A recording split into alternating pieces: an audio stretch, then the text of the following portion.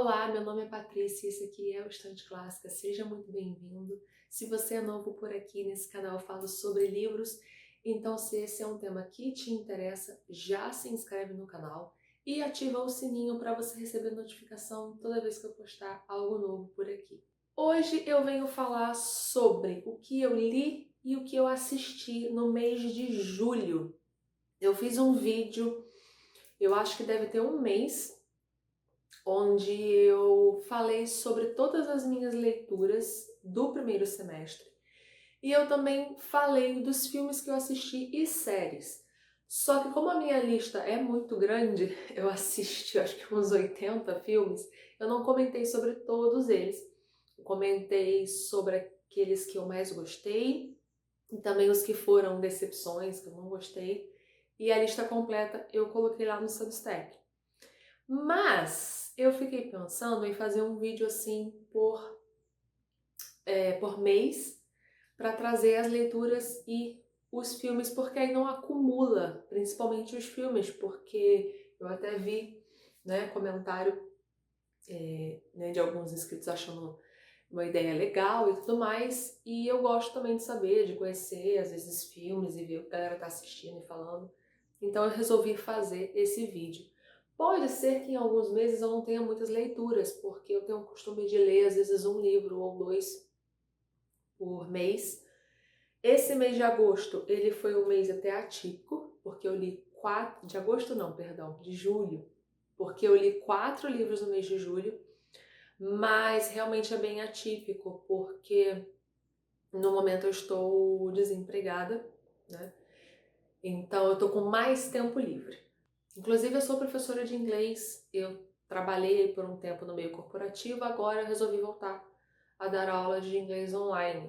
Então, se você é uma pessoa que quer aprender inglês desde o zero, ou você quer praticar, ou conhece alguém que precisa, é só entrar em contato através do formulário, preenche o formulário que eu vou deixar aqui embaixo, e eu entro em contato para marcar essas aulas. Então vamos começar falando sobre as leituras do mês de julho. Se você acompanha esse canal, você vai saber quais são os livros que eu vou citar, né? Então vamos começar com John Kennedy Toole, com Uma Confraria de Tolos, que é esse livrinho aqui. Ele é um tanto quanto grossinho, ele tem 420 e poucas páginas, mas ele passa assim, num piscar de olhos, porque é muito gostoso de ler esse livro.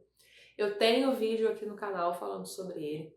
É um livro que, infelizmente, é raro, né? É um pouco difícil de encontrar no Brasil, porque só tem essa edição aqui da Best Bolso, que foi publicada já tem um tempinho, e eu acho, eu nem sei se saiu, essa daqui que eu tenho em mãos é a primeira edição, então eu não sei nem se tem reedição, tá? Desse livro aqui. O que é uma pena. Eu inclusive fiz um post, né, sobre esse livro lá no Instagram. Se você não me segue no Instagram, vai lá me seguir. Eu estou tentando ser um pouquinho mais presente por lá. E eu até marquei a editora Record, né? Porque a Best Bolso pertence à Record, e eu coloquei lá, por favor, faz uma nova, né, tiragem, faz uma nova edição aqui desse livro. Provavelmente a Record não vai ver, mas não custa tentar. Então aqui a gente acompanha esse homem, né, que é o Ignatius Reilly, e ele já é um homem aí com mais de 30 anos, que mora com a mãe. Ele fez faculdade, ele é um cara que ele estudou, né? Só que ele é muito estranho. Ele é um cara que ele quer o retorno de uma época. Sabe aquela coisa do antigamente era melhor? É meio isso, assim. Ele quer o retorno de uma época que não vai voltar mais, né? E ele é esse cara, assim, ele inventa mentiras, ele não quer trabalhar, ele acha que ele é a última bolacha do pacote, ele acha sim que ele é melhor do que os outros. E a gente vai acompanhar esse personagem porque a mãe vai obrigá-lo a procurar um emprego, né? E a gente vai acompanhar então essas desventuras, todas as maluquices que vão acontecer aqui na vida dele no submundo de Nova Orleans. E é um livro muito divertido, então vai lá assistir o vídeo que eu vou deixar linkado aqui. A minha segunda leitura do mês foi do Yukio Mishima, Vida à Venda. Eu já tinha lido Confissões de uma Máscara, e eu gostei bastante de Confissões de uma Máscara, inclusive preciso reler, porque já tem um tempinho, acho que foi em 2022, não lembro muita coisa, eu lembro de coisas importantes assim da história, mas eu gostaria de fazer uma nova leitura. Mas depois de ler Vida à Venda, eu ainda acho que eu prefiro Confissões de uma Máscara, mas preciso reler para ter certeza. Aqui em Vida à Venda, a gente vai ter um livro que parece um pouco diferente do que o Mishima escreve, né? Eu não li muito ainda do Mishima, como eu falei, eu li um livro dele, mas comparando esse com Confissões de uma Máscara, eu achei bem diferente. Porque aqui ele é um livro que parece mais um livro de entretenimento, assim. Ele é mais puxado pro policial, né? Essa coisa de uma... tem um certo suspense, um certo thriller, né? Não é nem suspense, esse thriller assim mais policial. E a gente acompanha aqui esse personagem, que é o Hanyo, que ele decide tirar, né, sua própria vida, e ele falha logo no início do livro. E depois disso, ele resolve então que ele vai anunciar a vida dele no jornal, colocar a vida à venda, daí o nome do livro, para que as pessoas façam o que elas quiserem. Então a ideia é que realmente ele tenha que fazer algo e que ele morra fazendo essa coisa, porque, né, eu coloco a minha vida à venda para que eu faça algo para você que você não vai fazer, porque se você for fazer, muito provavelmente você vai morrer, né? E a gente vai acompanhar tudo o que vai acontecer por causa disso.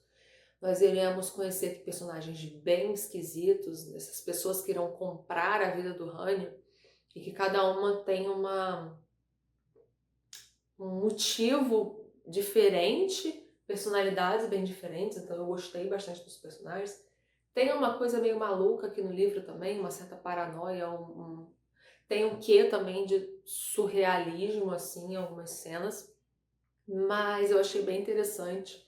Eu gostei do finalzinho, assim, dos dois últimos parágrafos, eu achei legal, mas não é o meu favorito do Mishima. Eu achei uma história legal, mas eu acho que o Confissões de uma Máscara é melhor. Também tem vídeo aqui no canal, também vou deixar linkado aqui para você assistir. Minha terceira leitura do mês de julho foi Pedro Páramo, do Juan Rulfo, esse autor mexicano que para muitos é o fundador do realismo mágico, que foi o cara que acabou influenciando muitos outros autores latino-americanos, como Gabriel Garcia Marques, Vargas Llosa, Cortázar, entre outros, tá? É um livro bem fininho, então eu acho que é uma leitura rápida, eu fiz essa leitura de uma forma bem rápida até, mas não é menos denso, tá? Só por ser fininho. Porém, eu acho que é um livro que talvez ele vá crescendo e você vai entendendo mais e você vai absorvendo e vendo coisas diferentes à medida que você vai fazendo releituras. Então, de início pode ser um pouco confuso, mas eu não acho que é extremamente confuso, tá? Eu acho que o importante ao ler livros que têm uma narrativa diferente, como o Pedro Páramo, como 100 Anos de Solidão, eu acho que quando você decide ler esse tipo de livro, você tem que ir de coração aberto e embarcar no que o autor está propondo. Então você embarca ali na ideia e você vai. E quando vê, você já está entendendo como tudo funciona e a história vai fluindo. Ao meu ver, se você ficar muito preocupado com entender cada ponto e muito preocupado com a realidade, você não vai conseguir fazer a leitura. Então a minha dica é essa, embarca na maluquice e vai, sabe? Então você vai acompanhar aqui a história desse menino, que é o Juan Preciado, que ele resolve ir atrás do pai dele, que é o Pedro Páramo, que dá nome aqui ao livro. A mãe dele diz que ele é filho desse homem chamado Pedro Páramo, né? A mãe conta para ele no leito de morte, e ela faz ele prometer que ele vai atrás do pai para poder ir atrás de tudo o que seria dele, né? Porque o Pedro Páramo simplesmente abandonou o filho e a mulher. E ao chegar nessa cidade de Comala, ele percebe que a cidade ali se tornou uma cidade fantasma e ele já descobre assim que ele chega que o Pedro Páramo está morto. Isso não é spoiler, tá, gente? Isso é o início do livro. E aí a gente vai acompanhar o que vai acontecer, a gente vai descobrindo o que aconteceu com Comala. E a narração é bem maluca, tem mais de um narrador, tá? Não vou falar muito porque eu não quero dar spoiler. E eu também mencionei, inclusive no meu vídeo não tem spoiler, tá, gente? Então pode ir lá assistir também, eu vou deixar linkado aqui. E eu mencionei também que se você tem essa versão aqui, não leia o prefácio que tem aqui, escrito pelo Eric Nepomuceno, porque ele vai te falar uma coisa bem importante e que não estraga, né, a história, assim, a sua experiência, mas eu acho que seria muito mais legal se você descobrisse lendo, tá? Então, não lê o prefácio, vai direto para a história, depois você lê o prefácio. E depois de Pedro Páramo, a minha última leitura, a minha leitura mais recente, foi o livro Patinco, da Min Jin Lee, que é esse calhamacinho aqui. Eu levei, acho que umas 2 semanas para ler esse livro. Ele, apesar de ser um livro bem grande, ele tem uma leitura tranquila, assim, bem fluida. E o que a gente vai ter aqui? Isso aqui é um romanção histórico, tá? Uma ficção histórica. Então a gente tem um pano de fundo aqui, fatos. A gente tem a ocupação da Coreia pelo Japão, a Segunda Guerra Mundial e também depois a guerra ali, né, entre as Coreias, que a gente acaba tendo essa divisão entre Coreia do Norte e Coreia do Sul, que é a divisão que a gente tem aí até os dias atuais. É uma história que a gente acompanha uma família por 4 gerações, mas a história vai girar ao redor dessa matriarca que é a Sundia.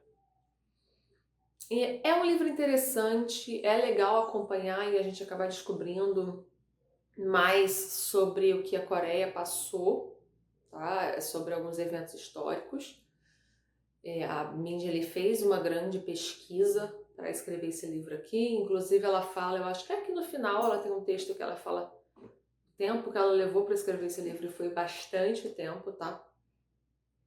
Mas ele não foi um livro que eu amei, eu acho que eu estava esperando mais, tá? Eu acho que ali para última parte do livro ele dá uma caída.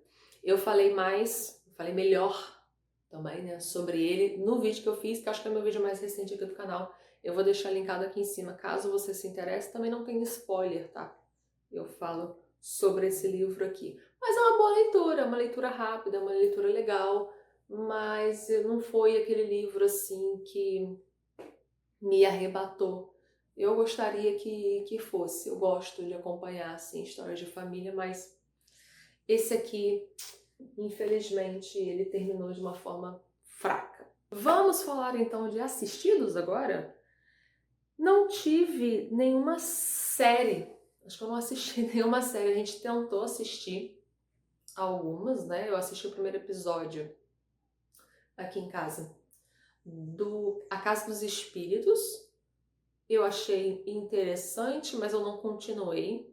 Tenho até que continuar e assistir essa série. Mas não engatamos em nenhuma outra série no mês de julho. Então eu fiquei aqui só com livros mesmo, com filmes, perdão. E eu assisti 11 filmes no mês de julho. Então vamos lá, começamos o mês de julho reassistindo na verdade, Bastardos Inglórios. Quando eu assisti Bastardos Inglórios eu não gostei. Eu reassisti agora, eu achei um pouco melhor, mas ainda assim não gostei. Eu sei que muita gente gosta muito desse filme, mas eu acho que não é o meu favorito, assim, do Tarantino, sabe? Eu não sei dizer. Alguma coisa nele que não me pega tanto. A ideia é legal, eu lembro, né, quando eu assisti a primeira vez, você fica com aquela sensação, né, quando você vai assistir sem saber nada, você fica assim, nossa, achando que é uma história real, né? E aí depois, quando vira uma completa maluquice, e tem alguns detalhes ali, né? Umas pessoas, principalmente, que aparecem ali, você vê que É uma história real, eu acho isso bem legal, assim. Mas, não sei, não é um filme que me pega, assim. Pra mim ele é aí um 3,5 estrelas, mas não chega a ser 4, sabe? Pra eu achar, tipo, nossa, bem maneiro. Ainda na vibe Segunda Guerra Mundial, a gente assistiu Jojo Rabbit, que é uma história que eu acho que é meio que uma comédia barra drama, né? É que a gente vai acompanhar esse garoto alemão que ele fica até vendo, assim, né, o Hitler, ele é super fã do Hitler, ele quer crescer e se tornar esse soldado, né, na Segunda Guerra. E a gente vai acompanhar esse garoto, o que vai acontecer na vida dele, a gente vai acompanhar algumas coisas, ele é uma criança que tem é, um ódio mesmo, né, do povo judeu, e é um filme legalzinho, assim, tá? Não achei a sétima maravilha do mundo, mas ele é um filme legalzinho, e eu botei aqui que foi também 3,5 estrelas. Foi um filme divertido, eu acho bem feito, assim, ok e tal. Depois disso a gente assistiu o Robocop, o primeiro Robocop, tá? Eu dei aqui também 3 estrelas, ele é um filme datado, né? Não tem como não ser, mas eu achei legal, eu acho que é um filme divertido, se você não viu, veja. E é isso, não tem muito o que dizer.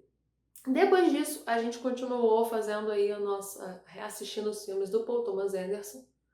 Eu comentei aqui no outro vídeo, onde eu falei dos assistidos, né, que a gente estava assistindo os filmes do Paul Thomas Anderson em ordem cronológica.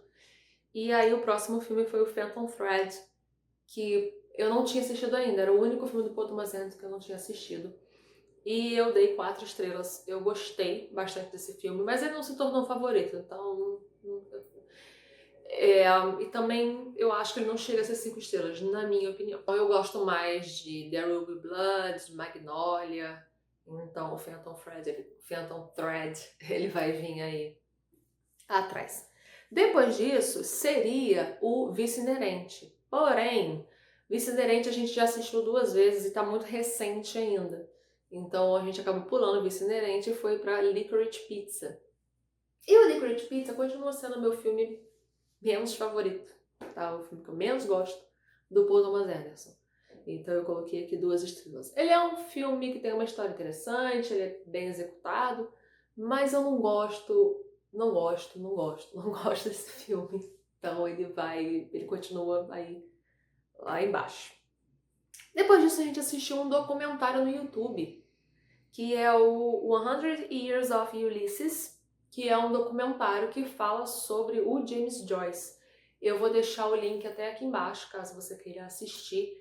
Eu não sei se vai ter a legenda assim traduzida, porque às vezes no YouTube você consegue colocar aquela legenda gerada automaticamente, né? E tem a opção de traduzir, que às vezes não fica muito bom, e às vezes até que fica. Mas tem muitos vídeos que não tem, você só tem a legenda gerada do inglês, né? Então eu costumo até às vezes fazer isso porque eu moro embaixo de rota de avião, né?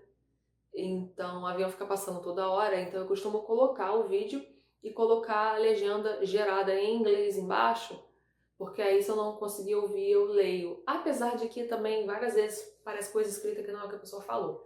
Mas dá pra entender, dá pra ir, tá? Então eu vou deixar aqui embaixo caso você queira assistir e você seja familiarizado aí com o inglês.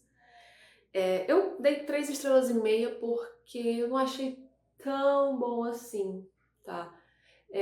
Eu queria, não sei, eu queria mais assim, eu queria um documentário mais bem feito sobre a vida do James Joyce e eu não senti que esse documentário foi isso. Mas é um documentário interessante.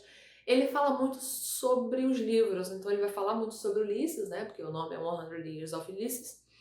Mas eu não indico se você é uma pessoa que não leu o livro e se incomoda de descobrir algumas coisas sobre o livro, tá? Então eu não indicaria por causa disso. Depois a gente assistiu Manhunter, que é o primeiro filme feito do Hannibal, lá atrás, tá? Antes da gente ter aí O Silêncio dos Inocentes, então o filme anterior. Eu dei 3 estrelas para esse filme. Ele é legal, mas ele não chega aos pés do Silêncio dos Inocentes, tá? Na minha opinião. Eu sei que muita gente fala também sobre a atuação eu acho que é Brian, o nome dele, Brian Cox, se eu não me engano, que faz o Hannibal nesse filme. Mas é uma atuação boa. Mas assim, gente, a atuação do Anthony Hopkins no Silêncio dos Inocentes é, na minha opinião, muito melhor, tá? Mas é isso, é um filme legal, mas eu prefiro o Silêncio dos Inocentes. Depois a gente assistiu outro documentário, também no YouTube, que é um documentário da BBC, que se chama Sincerely F. Scott Fitzgerald. Então, que é um documentário sobre Fitzgerald. Eu fico muito triste porque é muito difícil de achar documentários sobre o Fitzgerald, que é talvez o meu autor favorito. Acho que é o meu autor favorito. E é muito difícil de achar, e é até difícil de achar documentários bem feitos, tá? Quando você encontra, os poucos que existem, às vezes não são tão bem feitos assim. Por quê? Esse daqui, por exemplo, da BBC, ele joga muitas coisas da vida do Fitzgerald que, na minha opinião, se você estiver só assistindo isso daqui, você começa a ter opiniões um tanto quanto tendenciosas, tá? Então, às vezes parece que o Fitzgerald foi lá e só internou a Zelda e ele começa a se relacionar com outra mulher. E não foi assim que aconteceu, né? Ele se separa ali, tá? Eu acho que o Fitzgerald ele fez tudo o que ele pôde pela Zelda. A Zelda tinha um problema, né, mental, infelizmente. E eu acho que muita gente pinta o Fitzgerald como um cara muito ruim, eu não acho que foi bem assim, tá? Eu tenho um livro de cartas deles aqui, e tem até a neta deles, tá? Que ela faz um texto ali no início. Inclusive, ela aparece nesse documentário. E ela fica muito brava quando as pessoas pintam ele como uma pessoa muito ruim, como se tivesse enlouquecido a avó dela, a Zelda, e tivesse impedido a Zelda de fazer muitas coisas. E ela fala uma frase que eu achei muito interessante, que ela fala assim, é loucura dizer que o Fitzgerald é responsável pela doença da Zelda.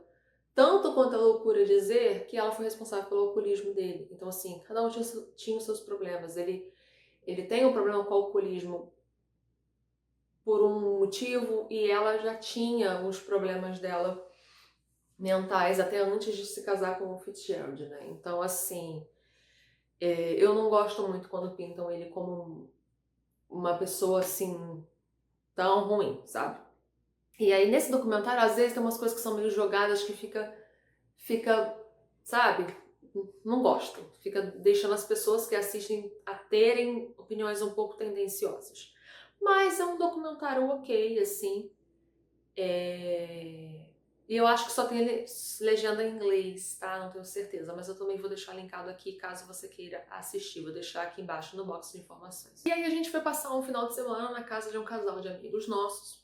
E a gente assistiu 3 filmes por lá. E o primeiro filme que a gente assistiu foi o Estou Pensando em Acabar com Tudo. Gente, que filme ruim, tá? Muito ruim, muito ruim, assim.